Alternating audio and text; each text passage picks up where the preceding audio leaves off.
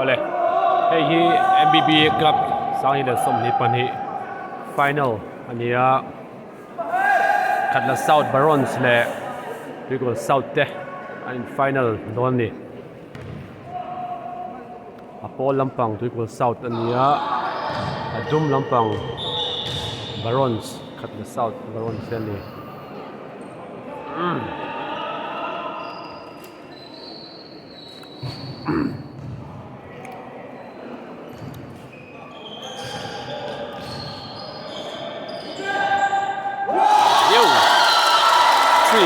win run hong hala points the South Barons lama 3 points ani hala ni second hriatthiam lakal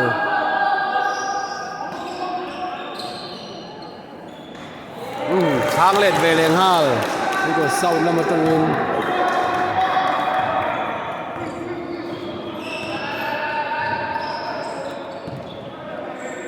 mona jadi tu kan kamera angle kan an thak china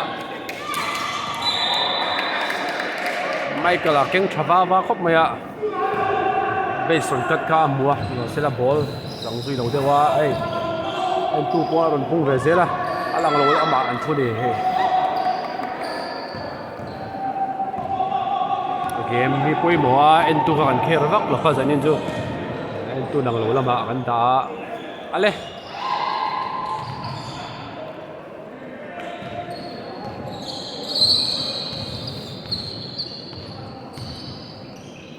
dina atan nan hevea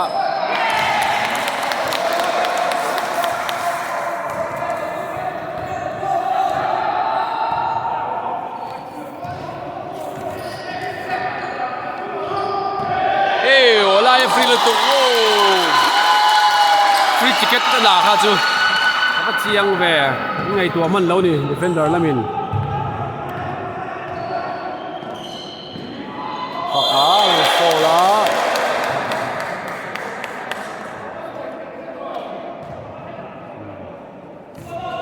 draw we cut the down on the point 5-7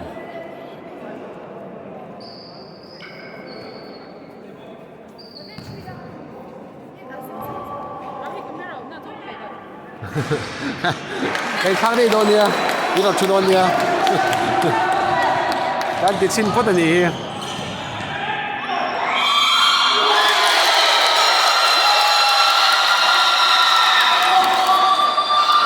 Khatla South lampanga homaring khop mai moi ten signal an ko zai ya he la ma game ma lut lenga a ga free kick thin dan ni nan keleng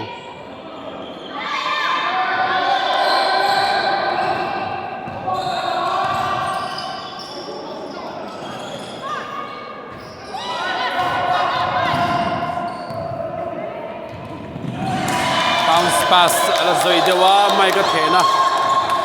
ni turnover layup in ron chang le ngala ti ko South 10 layup Barons 7 jadi na home team Barons ni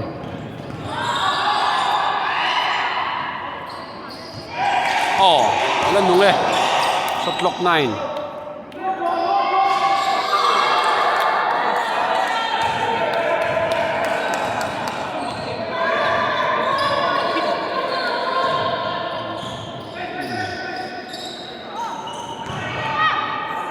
Dina pull up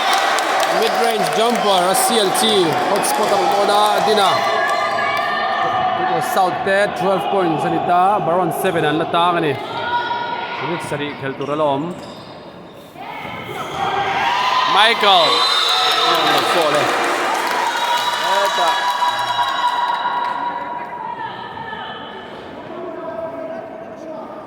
signal central tagin Montpea jersey number 33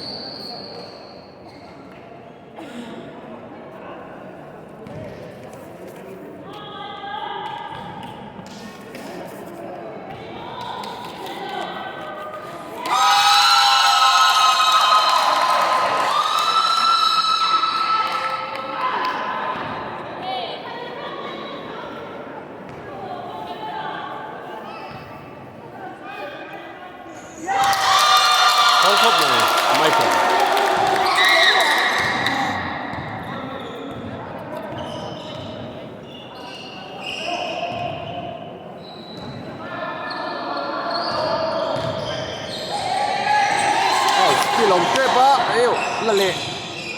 avan niệm về phiết niệm một tục rất cả chứ phiết niệm thấy đây quay một ngồi pass đây mày pocket Tuikual South Khatla 14 9 9-14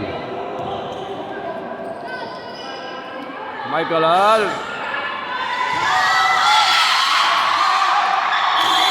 rebound jump ball niya Barons namin Tuikual South nam zawk ni mo Tuikual South in la dona jump ball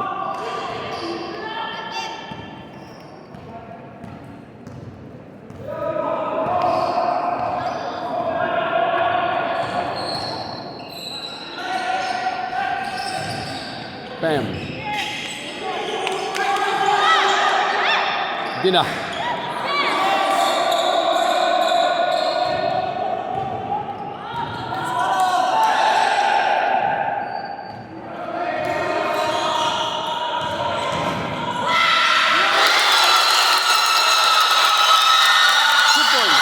Barons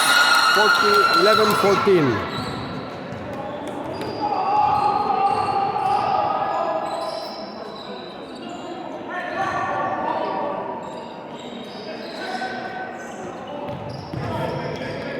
Muna par chou perfect na vom chou le sang van này ông thầy về rất khá chứ vom chou về sang ha jersey number 23 đi na fall personal fall phần này na anh team fall thì phần này về này mép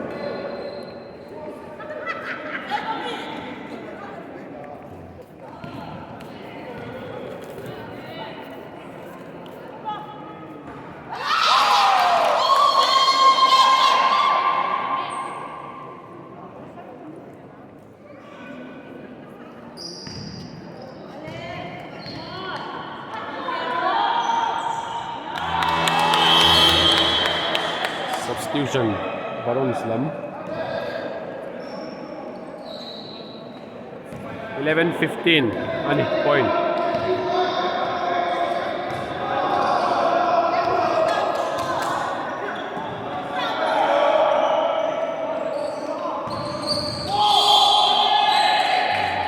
which in fall jersey number 24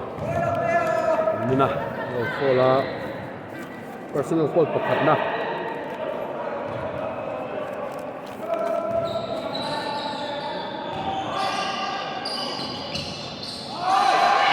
Pocket.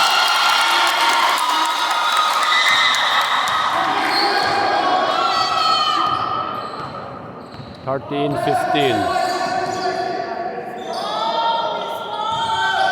Adina. Shake Paya. Wamnut toke na dudan khapin kap lut Tuikual South 17 13-17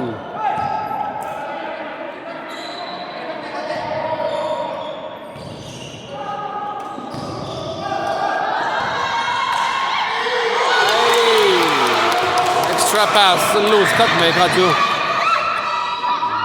Tuikual South lampang ai man bonga time out lang hala opia Coaching time out ng hala point lang 13-19 ani ibang so na fiat hila sat niya asanin jo time out chungin ahun te han chang velo kila fence lampang niya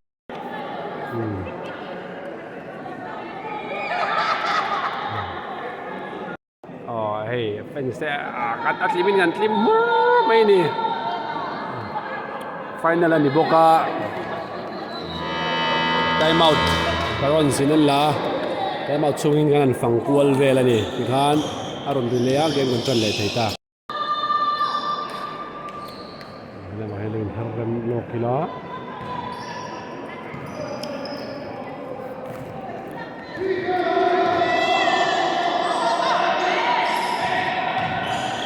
midli khel turalom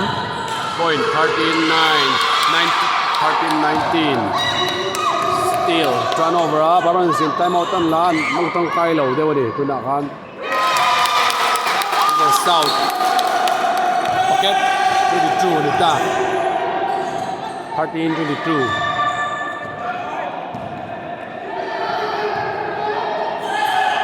yêu bùm lật tốc vậy à which one à ala alun la frang low shot clock 4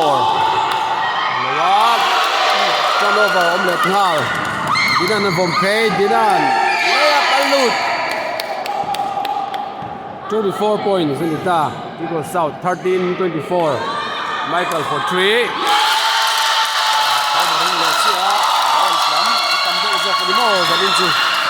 Barons Khatla South lampang maraming toy Travia wani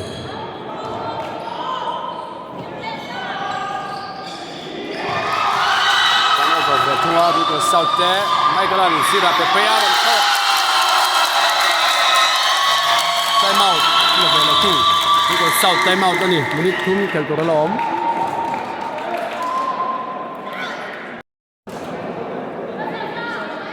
first quarter minute 2 chia loma hey kana ni son về mà sẽ lòng phía xuống lầu phía in son lên lệ ta mấy là trazoin khria second quarter lampang camera angle change ta dei mấy là lên 1.2 in the zoom mega south there and suka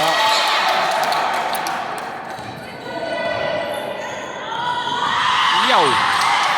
có lụt cho chị em bột mày à bên zual là hai mươi van phá zual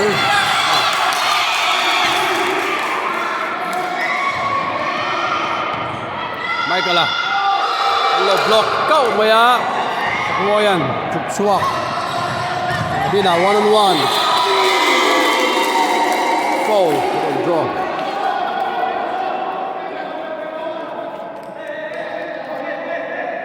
side home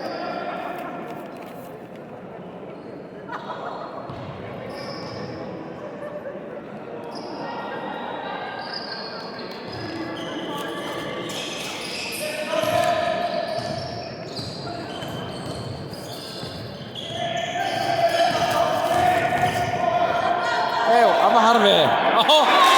Tuikual South ju zani na han lut sham zel mai ai om mai ni di dona 26 ni ta 18-26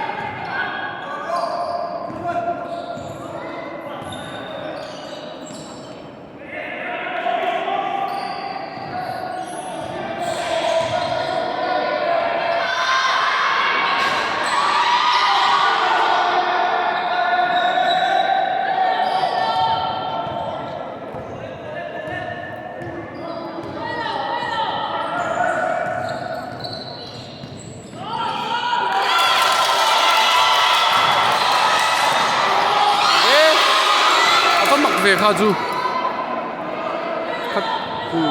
ăn mục khá tắc anh em lấy khá chú này khá bounce pass to Tina với avor lại về khóc bấy khá po anh chang tộc về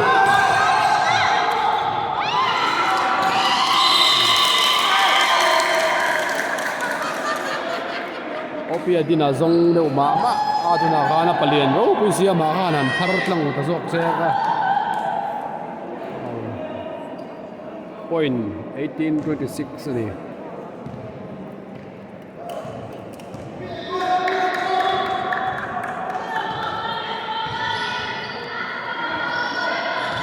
next one now coming Mike la let về lehthal mấy shot clock 8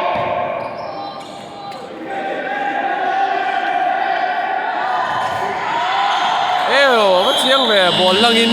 ball đi dinam lâu lắc sắp là 45 seconds along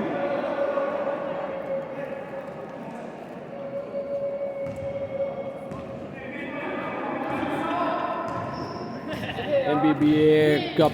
2022 final khel mega Tuikual South Barons Khatla South Barons le Tuikual South te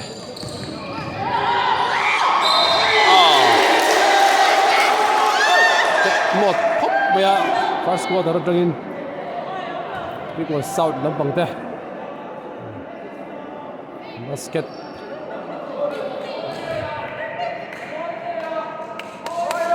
da aron in no char ni ber mai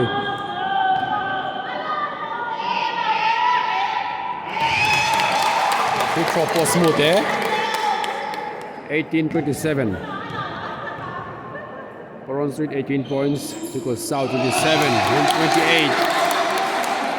26 seconds along.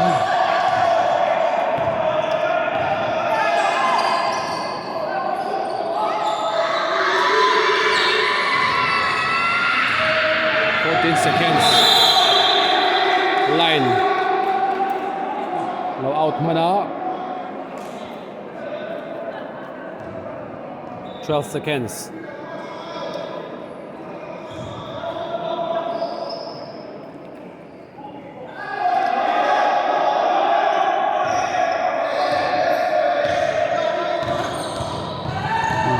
bốc kan du le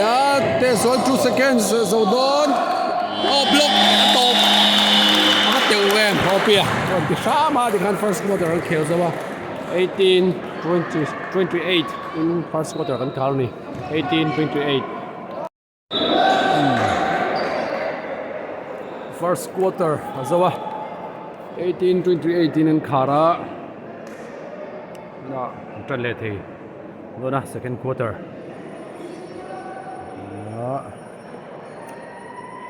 okay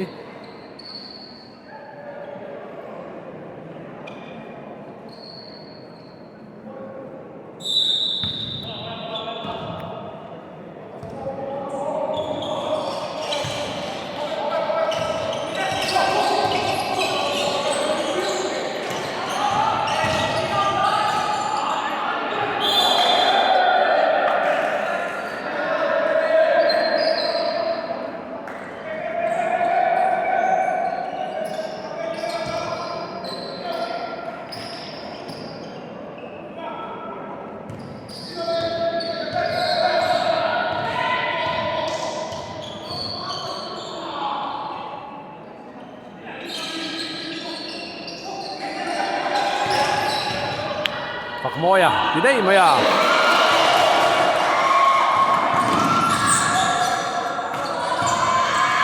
Naik, lama, lama, pol ke. Orang susun takin.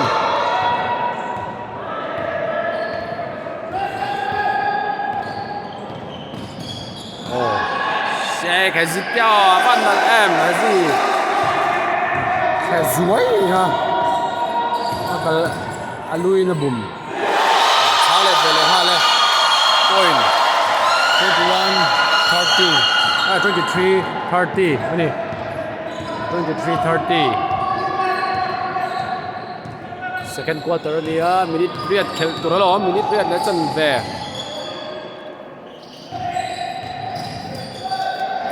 Ew.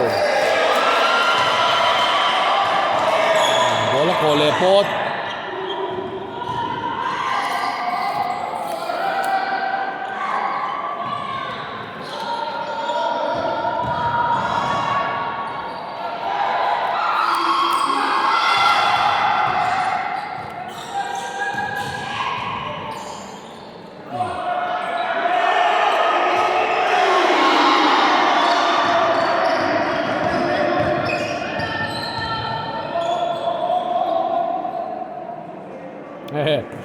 Tile low.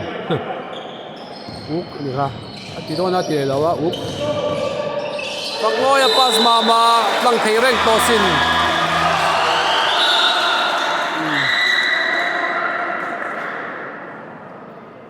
Point 23-30.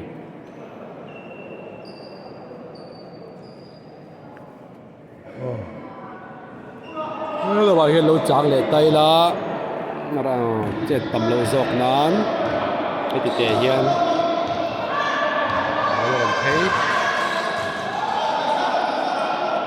Zarin chu Tuikual South te an attack mode. First quarter rengin on hal liberin asiada. Basket rimia mia chulama. Rolin Barons lampang. Play lakalu duk theilawa. là tỷ phụ lấy thấy lâu à pass wall le turnover nếu nếu anh này ngã về thua dẫn mà sa Tuikual South thiên turnover anh ngã lúc tục à anh chặt luôn to rồi một anh tỷ line Opia ron chan chuak no boya jersey number 27 na palian Opia hay ron theng phei chia Opia thi kha lut to ta se chuan PBL khan chak ari nom zo ani nuna tai lutuk ani pani Tuikual South le Barons te hi thama salu ka lawin tin to Michael Aaron Soleta movement bay hadam thin sang khai hadam te hian ron bum je zela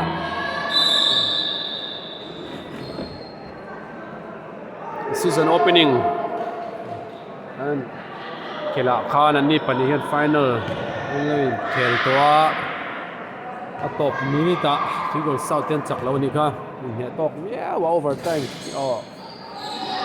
đi anh tiếng khều đón tới một anh chị live về khan cũng như đấy là wa của sau tiên chặt lâu châu anh đi đi nào tin lệ ta point 35-32 anh ya second quarter về thâu bây giờ America hetilai 3BL kan nei ate po khanin 3-on-3 India basketball league khan onin lan to kha palian hi kan soi trina under 16 ani lai khan MVP waiting zi khan ni to ni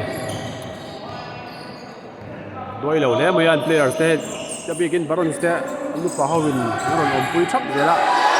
spin and goal foul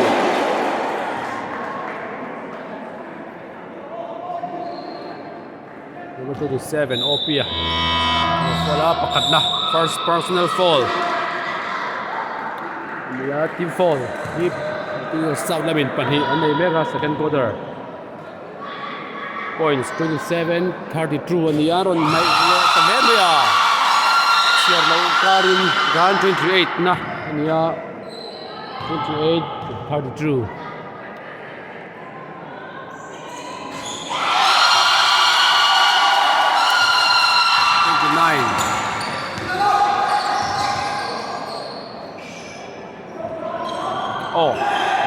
Cắt lụt tiểu em thì lên về liền là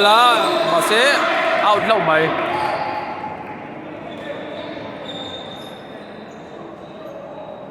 ít nga là second som nga pasari khel tur lom second quarter mona pass chalutuk ngal pass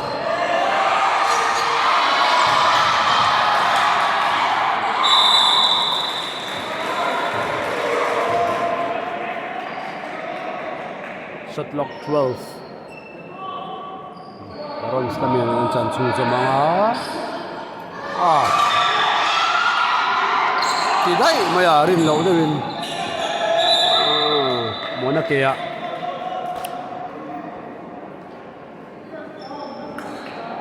VL muna VL muna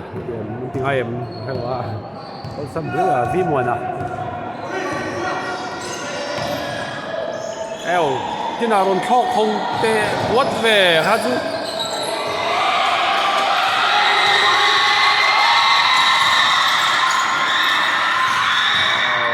spin xuống mai các kẹt xe là bôi là quá nhưng mà sẽ là tốt lên lầu tại liên tục đó malpuin đâu anh yếu hết lại hianin mai cả là lâu chưa time out ni zuya mai cả là malpui ni velin ka sia lu dang kha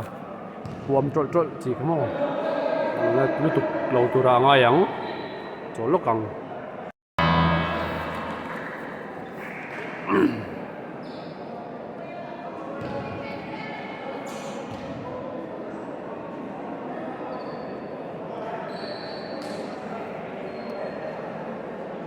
second quarter minute nga khel tur la om 29 Barons min Tuikual South 32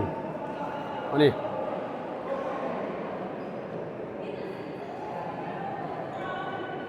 ki deu hian la deu tlatila dang dai ve sim sim tu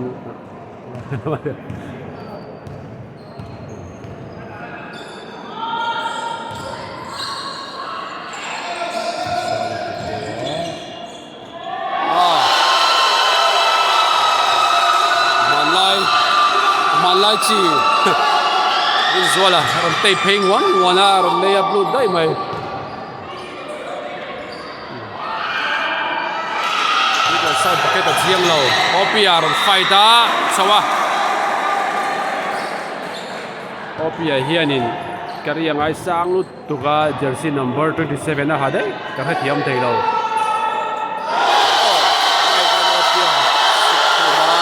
ring point ai dang ta chia mai 34 ani second quarter Tuikual South and bucket top vele hi dewa Barons lamin ron chhawk vele thunga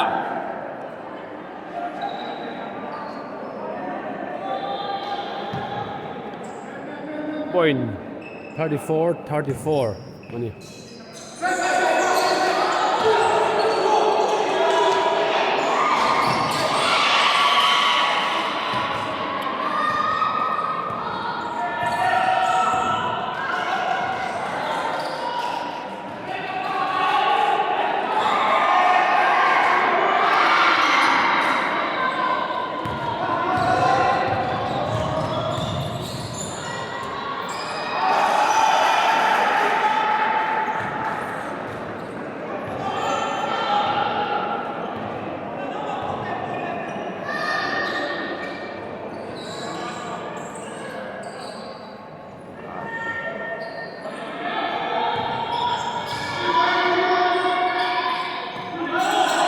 Shot clock 4.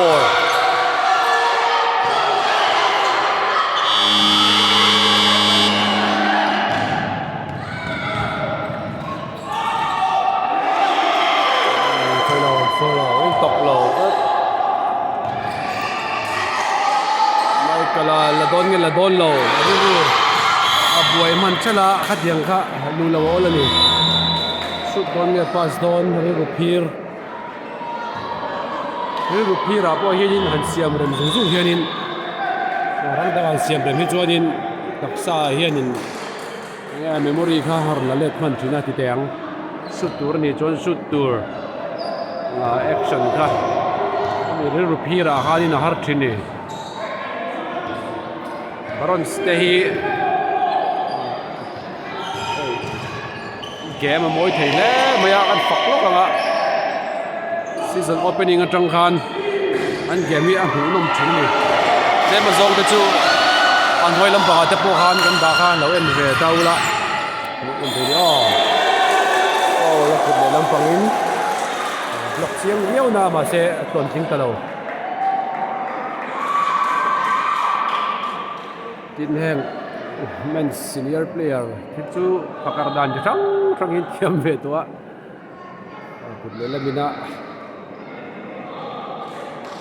legal taka an phar hi ale lampang hi om le thei lo ni mo trio track ang deuh khan kut ve lam om le thei lo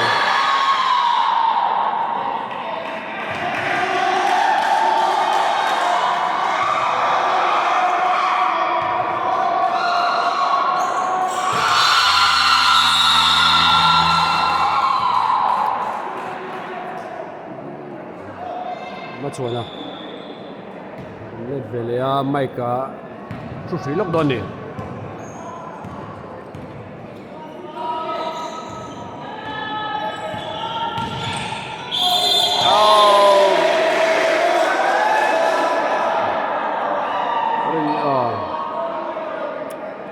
zual a fall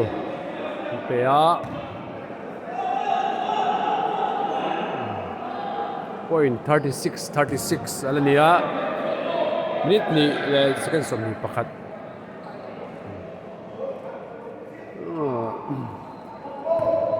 นี่ส่วนเราจะปนรีเวต้าเส้นทางวัยเมทัวร์นาเมนต์บอกไว้ด้วยเราเขียนตัวชวนให้น้าวเตลเราหน้าหูที่นี่ฟิตเนสอันบอดี้เมนเทนอันบอดี้อันตักษานี่อันกอลนั่นแต่ชวนน้องทรีนมาชวนนะนี่ส่วนเราจางไรมาชวนต่างไรเช่นนี้ผมเอาตะกุบมาตกเลยซ้ำนี่tu bagi nakal lah weh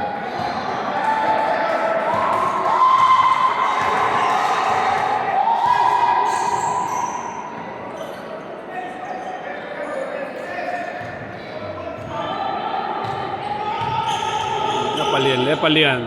nanin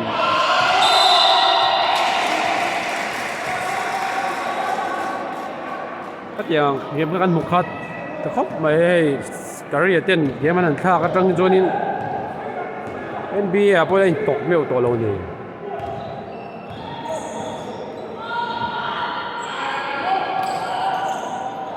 Off the ball screen นั่นน่าว่าพอนั่นเชียดไว้เจ็บปะ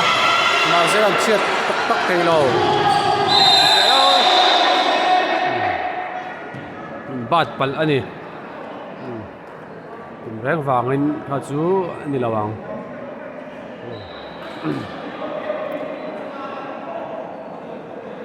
ฟรีทรอนี่ตบโดน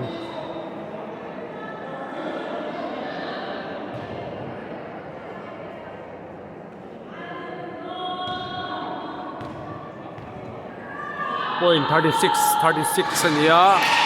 second quarter นี่ขัดแล้ว second สองปักวอล์กเขียนตัวละล้อม36 all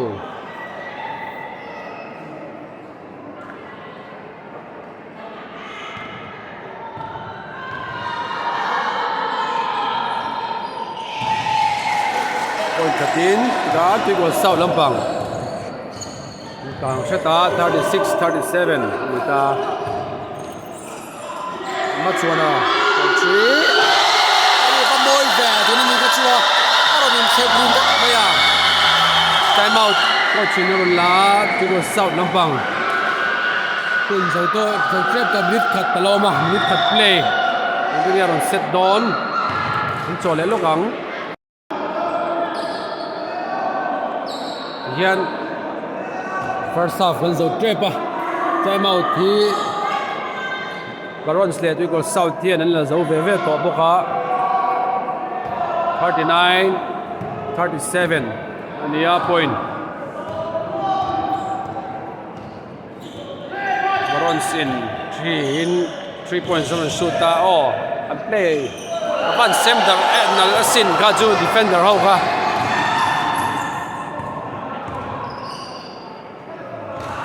hey vele tunah tinge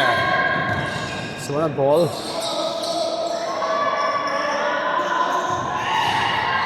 hey na thei khop ya block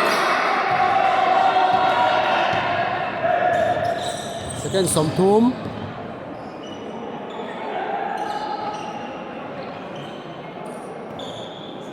second som ni obia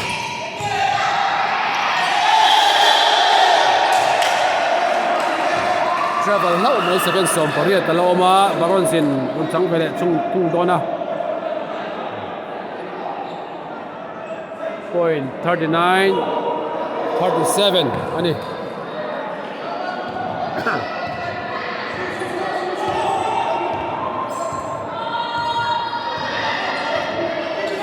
second som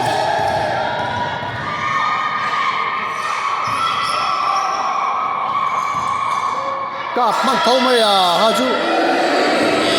răng về chúng ta top ta half time anh em point 39 Barons 39 Tuikual South 37 anh half time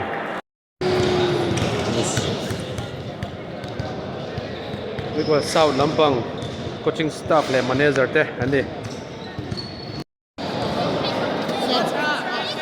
Yes, yeah. What have thank you, lúc đó. Đã hai lần. Hey, anh lần về đuông rồi thì mình kan quay mò lom. live lâu chín ở chỗ lên hal thawang han san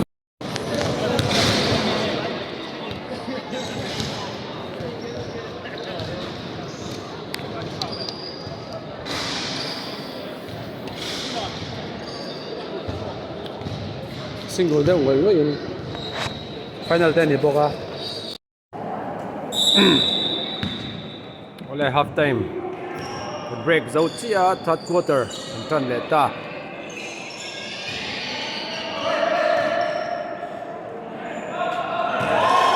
3 points ani 3 points kan point katin man tuai velia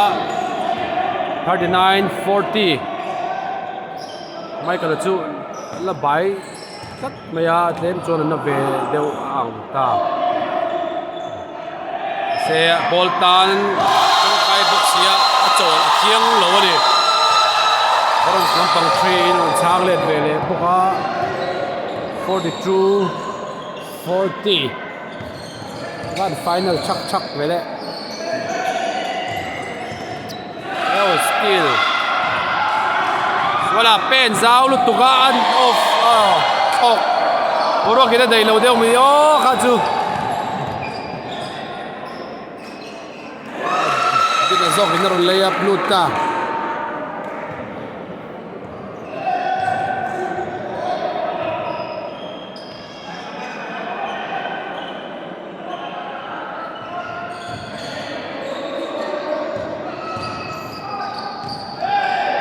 Bounce pass and one. Ani hachu.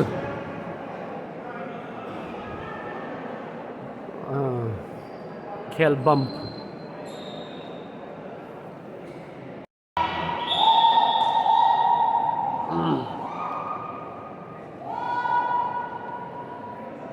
MBBA Cup. Sang hi som hi pan hi. Final and in Mega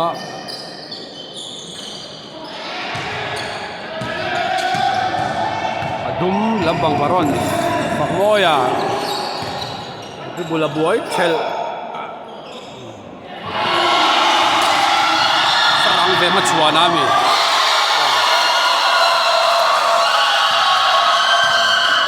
Harani ai MSL khel dona playoff an khel khan ma chhona hi a deng choma hol a hanin na ron in vor towa thom ha ron chua towa ma chuana an ti vak ma chuana hania tlan bu sieu sieu thin ka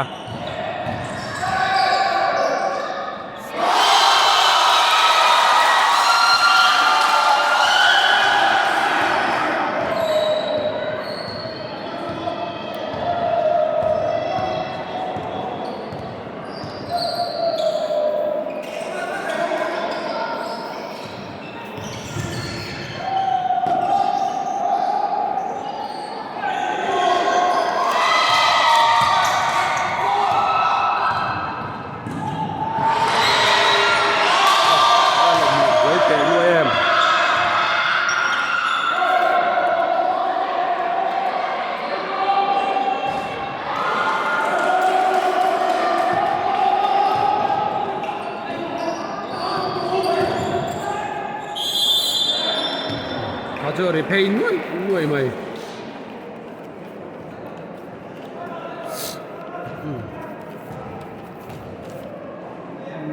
jersey number 34 lawmpui personal foul pali pathum nei ta dikhan point hi 48-42 ania Tuikual South lampang an mufual vele tua lehthal zak tin first quarter Tuikual South and khel travia and second quarter khel chhawk ya first quarter akhanin 18-28 in han khara Tuikual South te bucket alut pop kha ani ringa ta no pin kha an tu mani ti thei tur ni minute som chung in 28 and score ni common ball omelet chia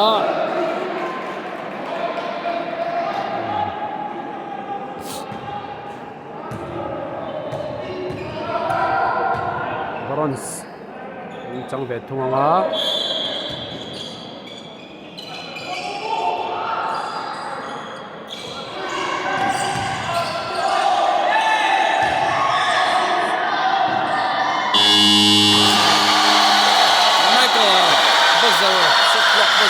big ta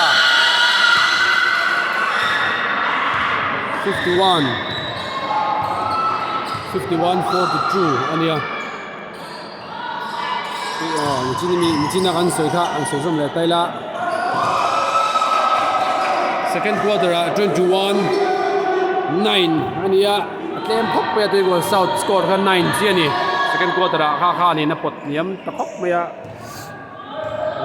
aron phak ta Barons 10 na Barons 10 lead vele mek offensive rebound la chang Barons lamin lawmpui air ball moya ball keng ring chi na palian box ya an chu hi tom apate chu ni na ka chin du mu ting ka ni kanan LeBron kau bounce pass an yam chi ya lawmpui pass ka har sani va phiat lut sa ba en tin amoni ni kha chu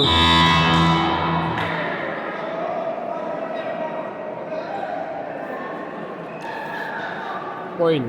53 Barons 53 ni Tuikual South 44 ania second quarter akhanin mi pakhat pani pathu mi pali chen an score ni 9 points in siam Tuikual South third quarter chu chan via ngai don ni ei game ania soi nei soi theilo soi lok theilo khop maya basket lu dan po hi dang le dei to ni ina chen Barons arin on chho vele thung mek ana tek mod kha anin lang ain ha chhawk pe opia on fly theta khat phak moya ball lo man thal tuk true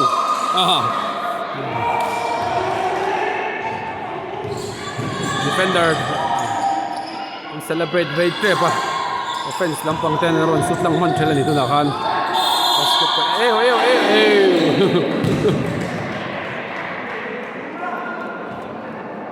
minutes som 228 points to Chavia wani Tuikual South the first quarter 18-28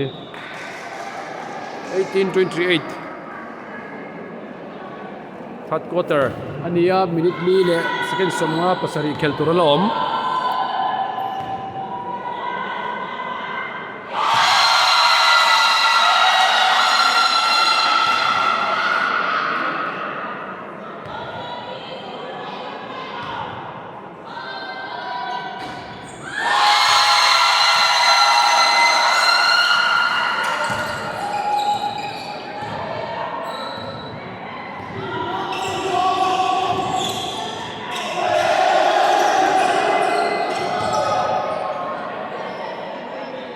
Opia deep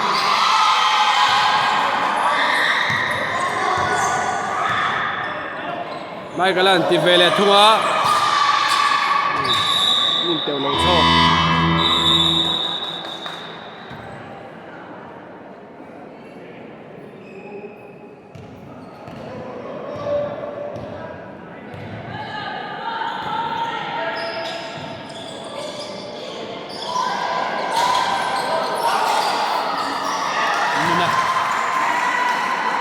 second chance ron nei chhawk mai dia palian na dur ni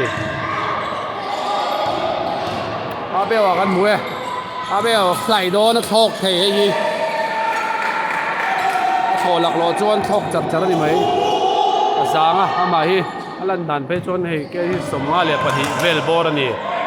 an chelo mai thei boka kan resel ni kha lo bera ke somnga paruk ani nga o ti thei dur ania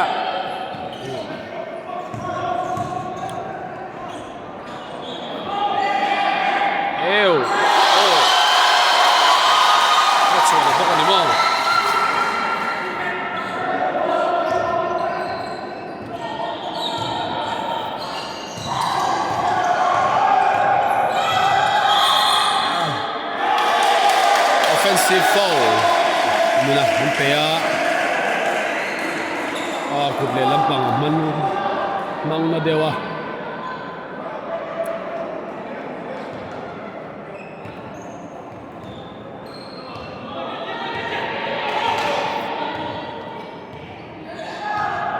Third quarter ta minute thum le chen ve. Lom. Shot clock 10.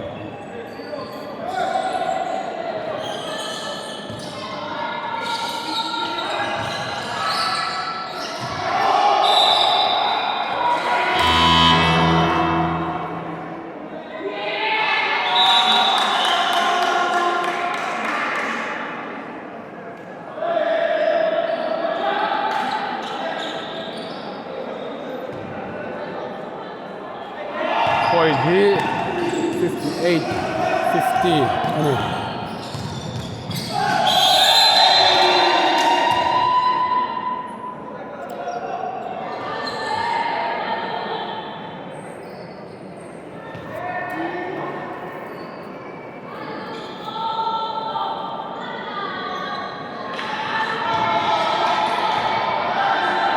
Aron Lucia aron fall nga buruk ya.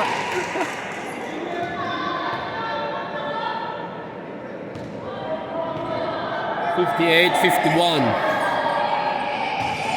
58-52.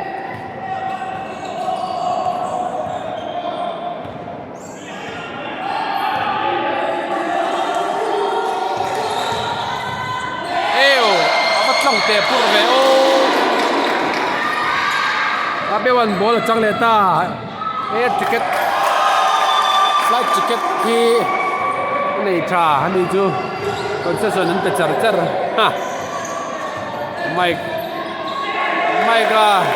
dribble swala backward violation. Opian karon dang Opian hi parazawa. Apian hi dik maya ga tanga aron attack hi chuanin har thin ni Opia han tlan hel tur he chuanin fit book hel kha ngai ve tlat maya.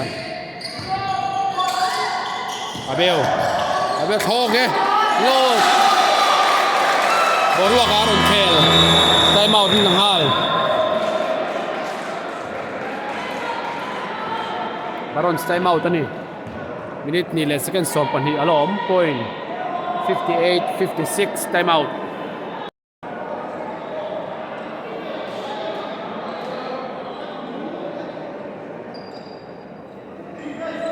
Control le theta.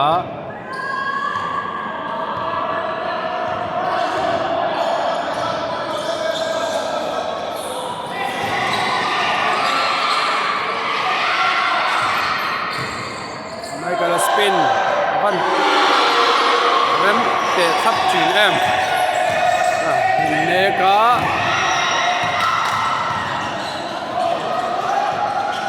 abewa aron thok le rona lo dang chat ta ha chu mai ka lakara ron se prot vele tuin baket la nei lo ball lai chu noi a Opia Dina nena lan chonga dina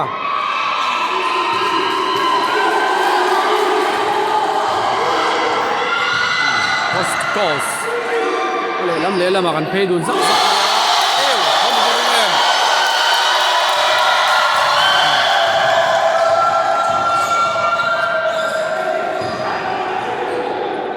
Opia arem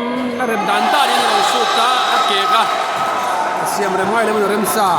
3 points. Point in mun 61-59 ani. 61-59.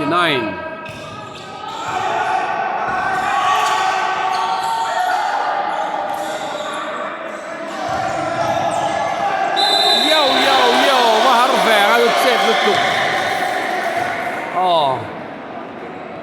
He ta lo fola.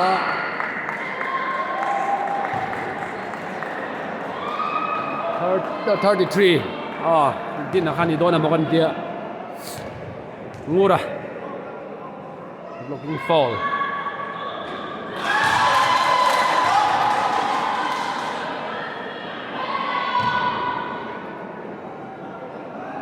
second somthum le pakwa third quarter tan lom 49 seconds left for the third quarters and 1 point to Barons.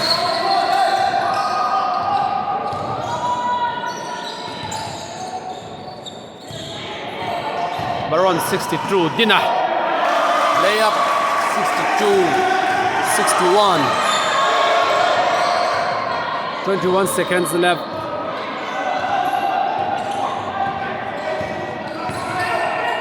Opan ron changa so tong han Opan pari thui kan ti to ka paswal thup ni chan sa ta ni zo la zong sang tu ka thopel ti vele thing ni tu na ya and one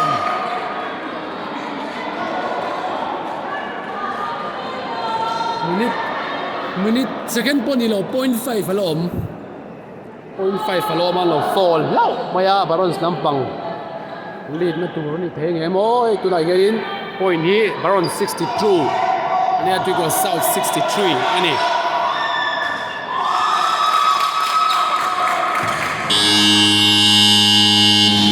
dan Khatla third quarter Barons 62 in Tuikual South 64 ania lead na khan tisang le ta hreta fourth quarter an khel le don ani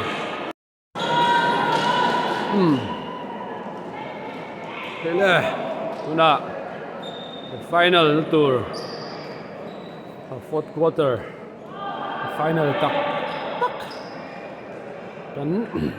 khel don ta mix som tha tuna Tuikual South in man shwai vele thung ta ani in shwai chok zak mai third quarter a Barons in man shwaya lead viau do de mokan tia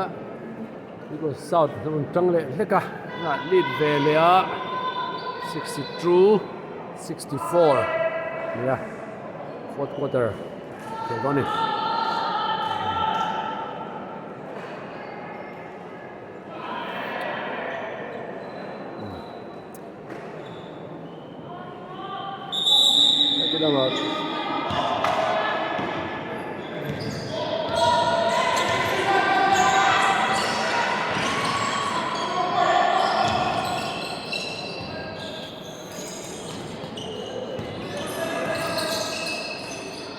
abewa farang ve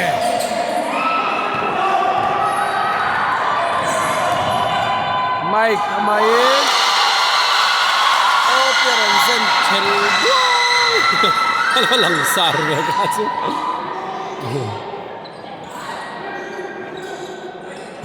64 64 oh ball alone ban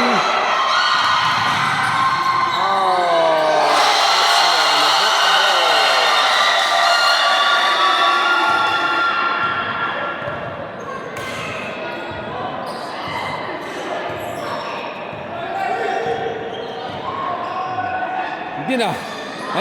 kachu rang mama follow through lo Khatla ma pon om reng defender muang chan Tuikual South ngai committee ne ngai mi buang in rel fel man lawa nuna ron bo pe bora point 66 66 ani kan thale mai don muyo chak tu lom lo lai nang eu ring khu trepa nuna thok le velata Tuikual South lampang thok si don be tu ni fourth quarter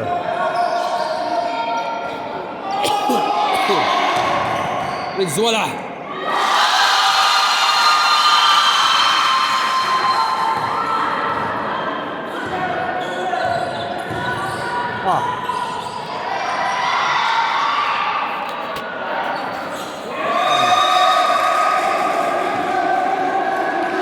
Dina hotspot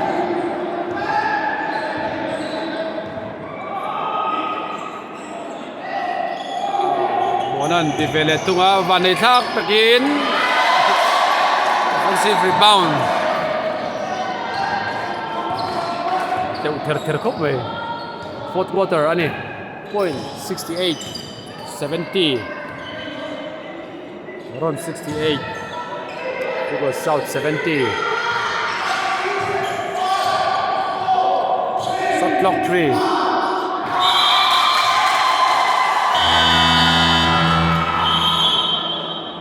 Lawmpui out mana. Shot clock 3.9.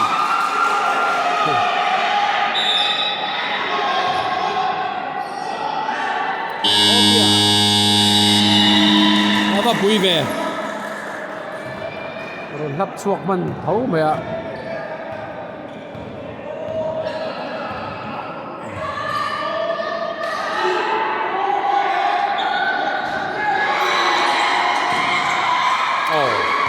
Tuikual South nó bằng nô về để đón.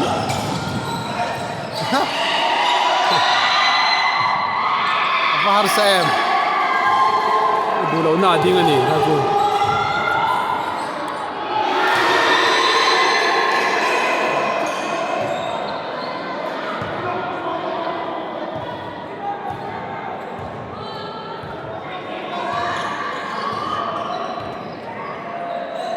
Đây mày à? Đây mày à ha? Chăn lộc hana. Trang hul deu cho basket om thei lo. Cho lo om lo wa. Lên lọc chọc rắc mày. Không ra được tên nguyên đi ta. Thì lệ đón lấy là mà. Race hmuhnawm sâu chân đây. Mai cái lần kiểm thang ai tia. Day 3. Deep look mày à. Kan time out tu khola. Coach achuanan. Minute ga le second songa panga khel tu lom point 71 70 ni vele chia Barons in man vele ta. Zanin MBBA Cup sang ni le. Somni pani final kan khela min sponsor tu mi kan ei than lawa ni ma sela mizo movie te in lo endu ni chuan lersia play tang khan ni lo entry don nia kan malo ka hianin division 1 le division 2 screening te 3-on-3 te TNMSL te line chop rup maya basketball khel le vut don ni kum tir tangin December kar topa 3-on-3 tournament in both sai chun zom halanga adu piang tel theini team players pali anomang veteran ti lawa chuan eu chicken wings karon lang zoi mai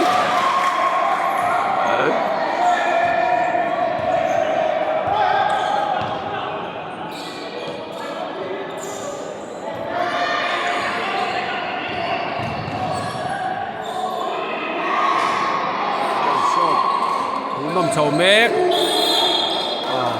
thò là lâu mà đây là mà lâu chán khả lắm à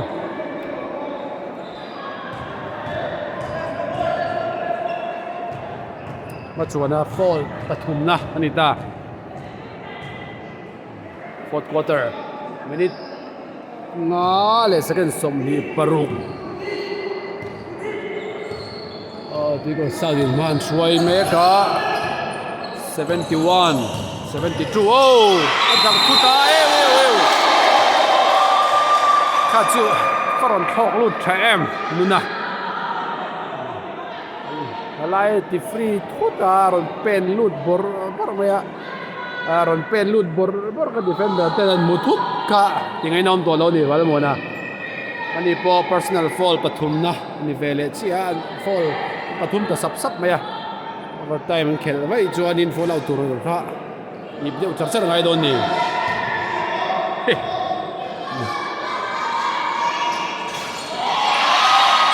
offensive rebound Tuikual South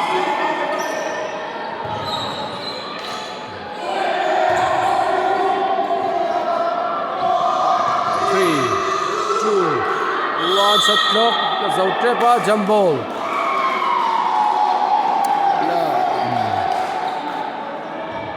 jump ball oh common ball oh ball into ani ha chu in pom tron Barons ball Orania etila ma lo chang ve lenga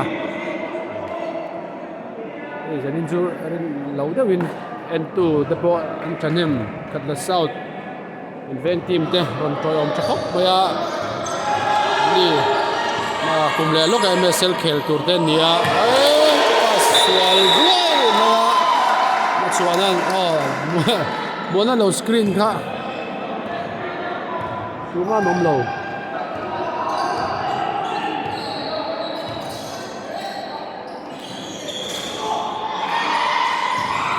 rebound rang lu tukin ron nor phe vele tu langwal speed chona for 3 abe wa zuang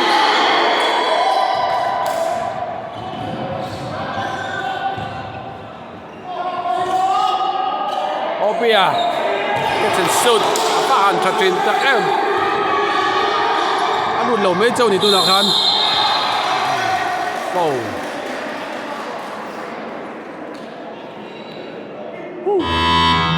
point kan lei thei lawa fourth quarter hania 71-72 ala tanga minute li heloma and the winner is the mai cha kom ui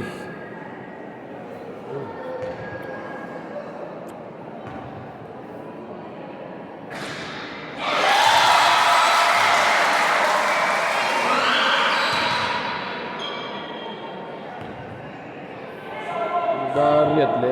chan ve ania tunai ka sana chuan zan da riat le chan ve kon che chuak vel hian in traffic an ti jam vel me kin karinga puli ko na te khatla ko na te tuikual tlang a te kon che moi bon top ani abe o thok le do ne o per sen kha chu chuan an lo kon ti vele tunga Barons lamin pass mo big chuang lo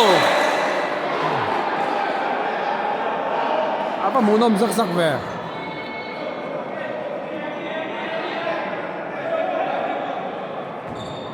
rot fela isipai pa ha ron luta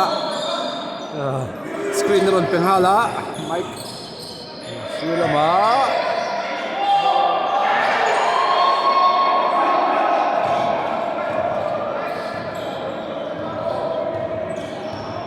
una tlem zela fourth quarter basket khap khop maya abe wan tilui pani an chang no se na chang Tuikual South dina shot clock 3 true adia khale Barons lampang tu lak to ya na chuana boru ka aram lim chau point aram bay sang gola ka chia de 74 ani minute thum cha minute le second songa pagala om Barons lampang in ti vele and one om anwan chang dun te rem hmuhnawm ve final khel durom takin khel ani time out ania an cholen lokanga point khan 76-74 ania free throw Barons in nei don ani time out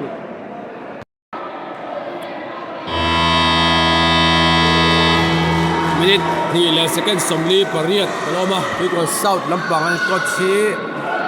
chuan hania ani po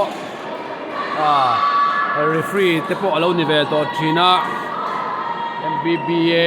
tangkai takin lo in mang to thina kun rei takan chol san nuwa kun tuma haron in lar chho ve le a now ter wal horan howa in coach angin hei Tuikual South aron chuboka chuan follow te po an to thinga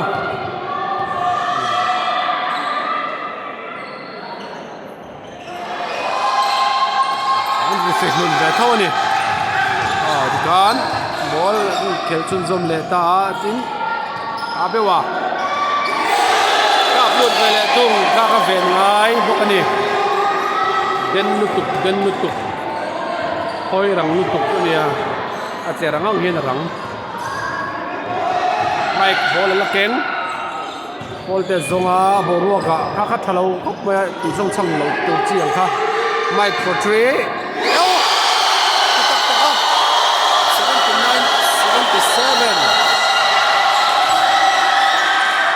อาเปวันทางเล่นเวทุมสเต็ปแบ็กโลดเดียงมันดิเฟนส์สนมฝักโลยาเฟกพาสส่วนลับไป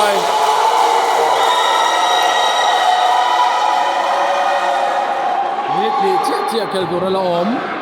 point 79 77ทีมโฟลปฏิเวเวอันอีบดุนเทคุบไมเอ็นเคลทีมโฟล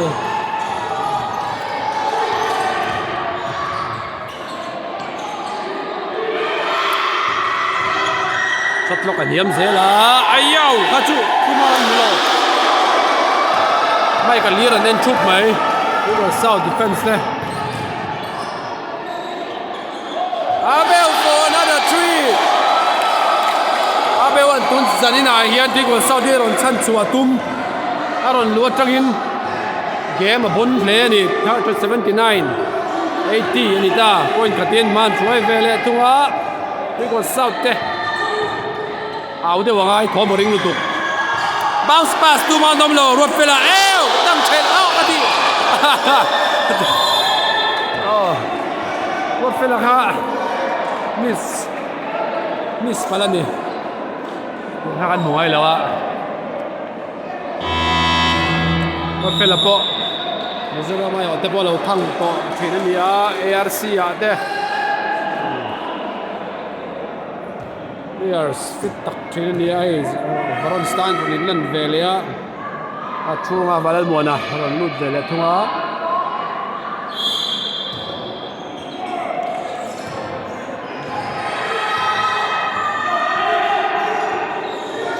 chuana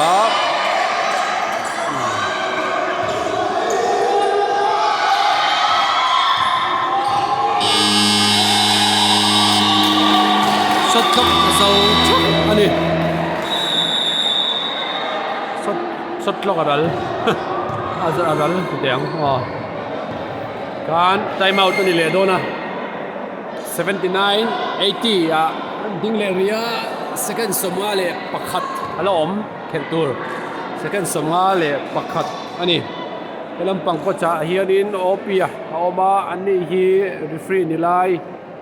MBBA free the line ni ve thunga Tuikual South kha chuanin a chuan an ni kha tol to a Opia an pot mala tumasa a om lo la ni lo champion a lom khop pe ba sa kha ni mit tui kha talo chaw ni sidong tang ron ho kha ti teang ni khan national an zukha ma shilonga khan chuan zanin chu pol te ron om pui thea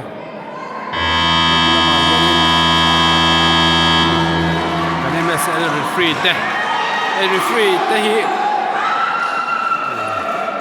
ron ni ve chak te kan om ngai ani chuanin thlung hau lo tur nia referee basketball referee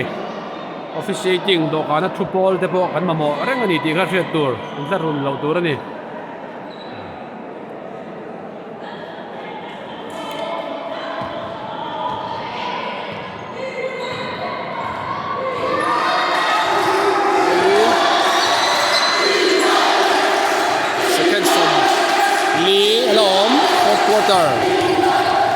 Point Khatin and lead make Tuikual South turnover no maya Michael spin move pachunga foul am tha fakoyan ball lang ani an tia ni ma sena referee om na lam pangkha akwai te po ang ve thei thawa he lama train lo ham box si amu dan kha aham tur kha ni ve box si niข้างเกมมันดีนะมันดีวันในเลวันมวยเดปอน้องแบชิน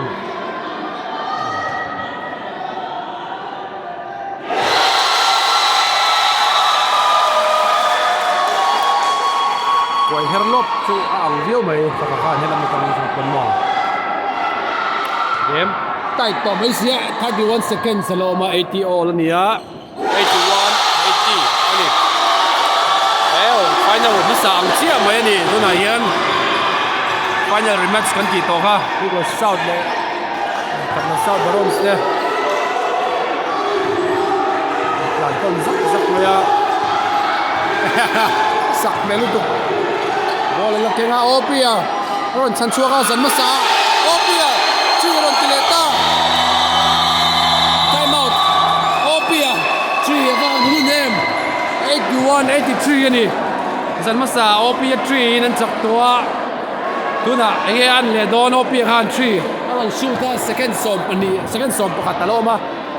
semi final a khan second som pani awmani tunah second som pakhat le 0.7 ania opia 3 ron lu kha final atan chon tok ven von khop maya time out an lang hala Barons lamin 11 seconds alom 81 83 ania team fall hi Tuikual South lampang warning ani towa Barons lampang team fall hi pati ania tumlaw da min fall and draw par chuan free throw muthei din muna Tuikual South te anding me gani time out hi Tuikual South lamin pakhat an lania Barons lamin time out an nei to lawa second som pakhat le 0.7 ani final woo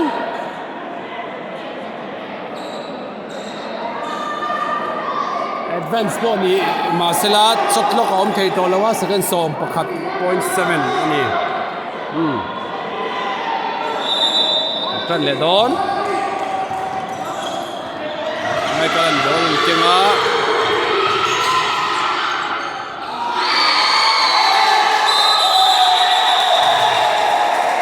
pakmoya fola secondly alom secondly alom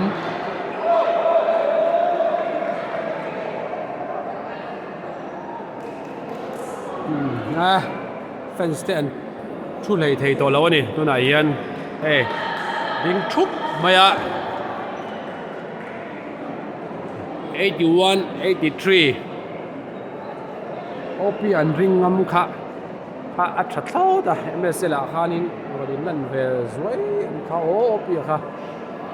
opi tin opi hi khu boi deuh thin khanin ka ria ni ma sela zaina chon boina nei lawa opi chi ri thei khop mai kun top tep ter lu tuk in draw lai ten ron lut china lal opi lal opi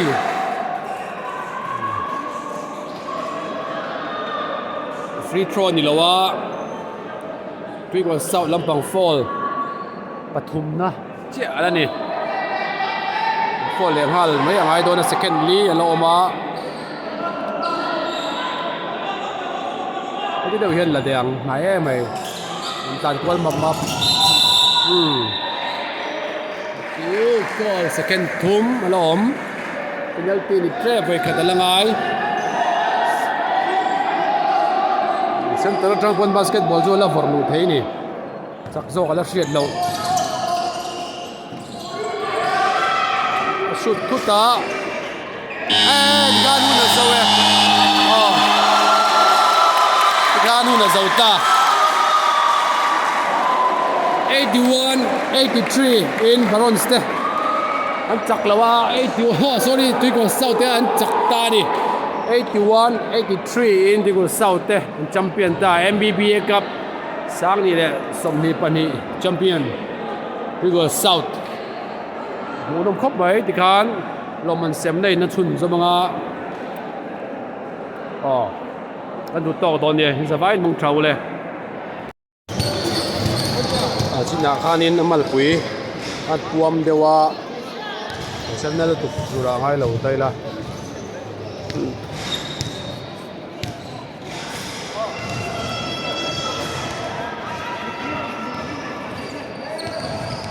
Hiểu chứ bằng final ni boka